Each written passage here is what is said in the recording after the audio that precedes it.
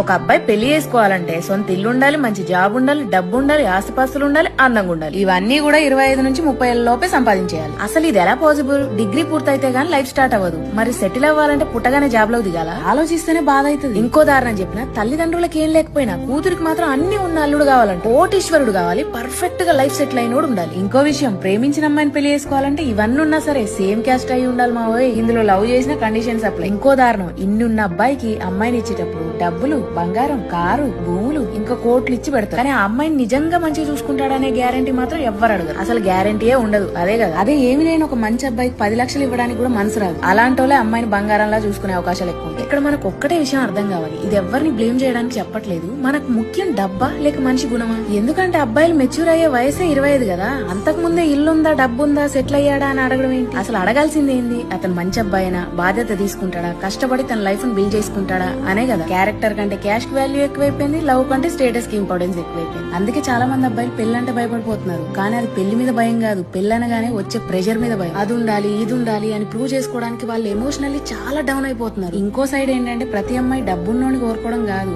ఆమె కావాల్సింది సేఫ్ గా ఫీల్ అయ్యే మనిషి, రెస్పెక్ట్ ఇచ్చే మనిషి, అర్థం చేసుకునే మనిషి. కానీ ఫ్యామిలీ, సొసైటీ ప్రెషర్ వల్ల చాయిస్ కూడా చాలా సార్లు కన్ఫ్యూజన్ గా మారిపోతుంది. ఇంకొంతమంది అయితే అసలు పెళ్లి కావట్లేదు, అవుతుందో లేదో గ్యారంటీ లేదని సూసైడ్ చేసుకునే వాళ్ళు కూడా ఉన్నారు. అందుకే ఇప్పుడు చాలా మంది సింగిల్ లైఫ్ సో బెటర్ అంటున్నారు. చివరిగా చిన్నదాన్నైనా ఒక పెద్ద మాట చెప్తాను. నా అన్నలు, తమ్ముళ్ళు, బయట ఉన్న చాలా మంది అబ్బాయిల తరపున నేను పెద్దవాళ్ళకి చెప్పేది ఏంటంటే, ప్రేమ అంటే మనిషిని ఎంచుకోవడం, ప్యాకేజ్ ని కాదు, భరోసాని ఎంచుకోవాలి, భయాన్ని కాదు. ఏమంటారు?